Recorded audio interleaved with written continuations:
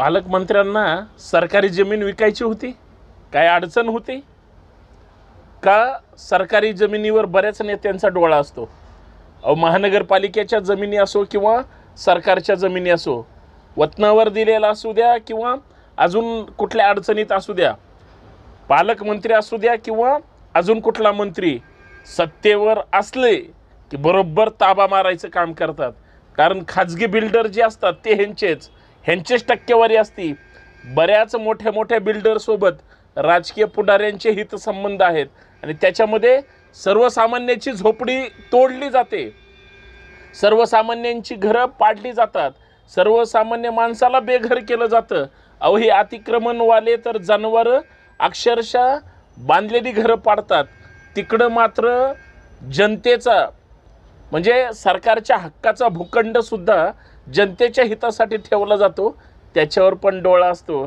म्हणूनच मला प्रश्न पडला, एवढी गरिबी पालकमंत्र्याला आली की त्यांना ती सरकारी जमीन विकायची होती आणि एवढंच, नुसती विकायची नव्हती, खाजगी बिल्डरच्या घशात घालायची होती. होय, मी पुण्यातल्या येरवड्यातल्या जो काही क्रीम शहराच्या मध्यवर्ती भागातला भूखंड आहे, त्या भूखंडाचा श्रीखंड कुणाला खायचा होता याच्यावर चर्चा करणार आहे. मित्रांनो, जय जिजाऊ. मी आपला मित्र सहकारी संतोष शिंदे. या सामाजिक विचारपीठावर आपल्या सर्वांचं मनपूर्वक हार्दिक स्वागत. विनंती एवढीच आहे, हे यूट्यूब चॅनल आपण संपूर्ण हा व्हिडिओ पाहावा, जास्तीत जास्त सबस्क्राईब करावं, जास्तीत जास्त शेअर करावं आणि बेल आयकॉन अजिबात दाबायला विसरू नका. का तुम्ही आम्ही कनेक्ट राहिलो साहेब, का तुम्ही आम्ही जर कनेक्ट नाही राहिलो तर हे बघा, हे असं कधी कोण काय विकायला काढेल आपल्याला कळतच नाही. मी चर्चा करतो येरवड्यामधील जेलच्या आसपास जी रिकामी जागा आहे, खरं तर त्यावेळेच्या वतनातली जागा गोसावी समाजाला त्या ठिकाणी देण्यात आली आणि त्याच्यानंतर त्यांनी एका खाजगी बिल्डरला त्या ठिकाणी विकण्याचा प्रयत्न केला. पण या सगळ्या ह्याच्यामध्ये मध्यस्थ कोण होता तर पुण्याच्या सन्माननीय पोलीस आयुक्त, ज्या 2010मध्ये पुण्याचं नेतृत्व करायच्या अशा माजी पोलीस आयुक्त मीरा बोरवणकर मॅडम. त्या बोरवणकर मॅडमनी त्यांच्या आत्मचरित्रामध्ये मॅडम कमिशनर ह्या त्यांच्या पुस्तकामध्ये त्यांनी इथल्या दादागिरीचा, इथल्या भूखंडाचा आणि इथल्या संबंधाचा उल्लेख केला.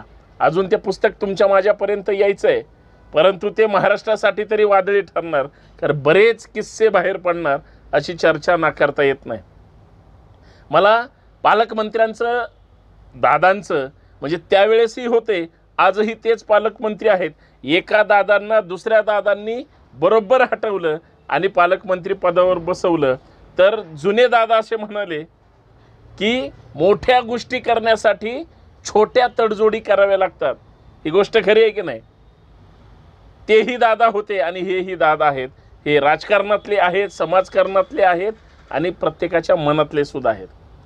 परंतु सध्याच्या पुण्यातल्या, महाराष्ट्रातल्या, मुंबईतल्या कुठल्याही प्रमुख शहरातल्या राजकारणी आणि राजकीय मंडळीचं त्यांच्या भागातील बिल्डरांवर फार प्रभुत्व असतं. पिंपरी चिंचवडचे बिल्डर असू द्या, पुण्यातले बिल्डर असू द्या, शहरामध्ये आपल्या नेत्याचं स्वागत करायला बिल्डरचा जास्त हात असतो, त्यांचे जास्त बॅनर असतात, पैसा त्यांच्याकडे असतो. किंवा त्यांच्या जवळचे, बिल्डरांच्या जवळचे जे चेले चपाटे असतात, ते चेले चपाटे राजकीय पुढाऱ्यांच्या सुद्धा जवळचे असतात आणि मग त्या बिल्डराच्या जीवावर हे बॅनर लावतात आणि बिल्डराचं खाली शुभेच्छुक किंवा अजून हितचिंतक नाव टाकलं तर टाकतात, नाही तर टाकत नाहीत.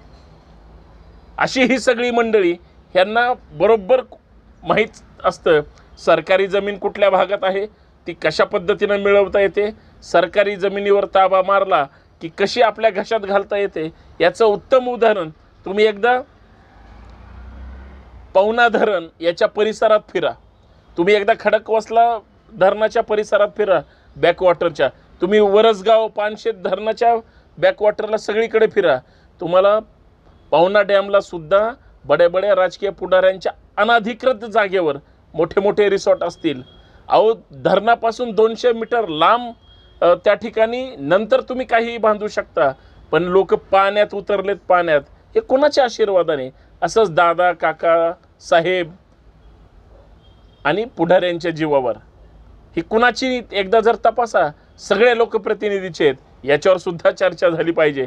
मी चर्चा करतोय मीरा बोरवणकर मॅडमनी ज्या जागेसाठी आक्षेप घेतला, त्यांचं असं म्हणणं होतं की येरवड्याची जागा जर आज खाजगी बिल्डरला दादा तुमच्या म्हणण्यामुळं देण्याचं ठरवलं, दादा म्हणजे अजितदादा पवार, नाव घ्यायला काय अडचण आहे, बातम्या प्रसिद्ध झाल्यात आता, आणि भविष्यात शहरं वाढणारी आहेत, ह्या जागेवर पोलिसांचीच जर ती जागा ठेवली तर कदाचित भविष्यामध्ये अजून पोलीस संख्याबळ जर वाढलं तर त्यांना वापरता येईल. दादांचं लक्ष त्यांच्या कार्यकर्त्यावर होतं. तो कार्यकर्ता म्हणजे बिल्डर असेल, म्हणजे खाजगी बिल्डर कशा पद्धतीनं सगळ्या जागेंवर ताबा, लक्षच असतं त्यांचं.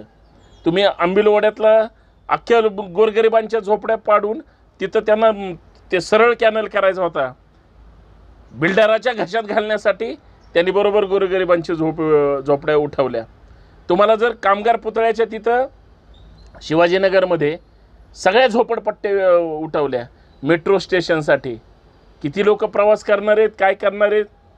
पुण्याच्या वैभवामध्ये त्याचा म्हणजे जो काही बदल झाला चांगली गोष्ट आहे, पण गोरगरिबांना उठवलं की नाही तिथं. अशा असंख्य झोपड्या आहेत.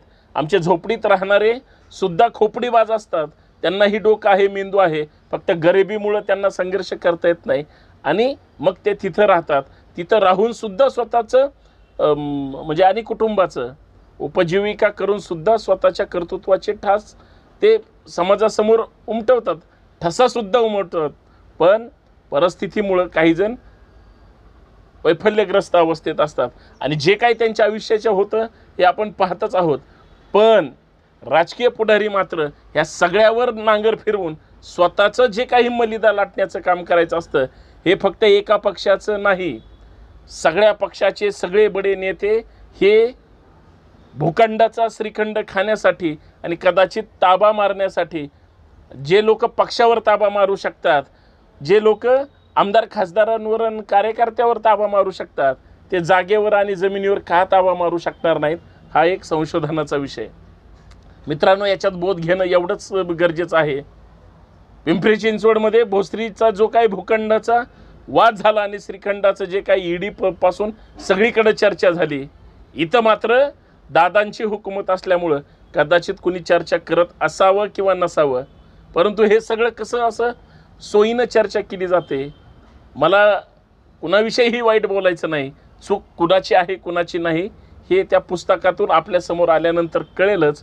परंतु एक गोष्ट लक्षात येते, गोरगरिबांचे सर्वसामान्यांचे घरं पाडून, रस्त्यावरच्या हातगाड्या उचलून किंवा बांधलेल्या इमारती पाडून तुम्ही सर्वसामान्य माणसाला अडचणीत आणता आणि नेते पुढारी मात्र पुण्यामध्ये जर तुम्ही एक सर्वे केला ना, तर महानगरपालिकेशी अधिकृत म्हणजे आरक्षित उद्यानंसुद्धा तिथल्या नगरसेवकांचे ताबे अड्डे झालेत. बऱ्याच जमिनी स्थानिक तिथल्या आजी माजी नगरसेवकांनी ताबा मार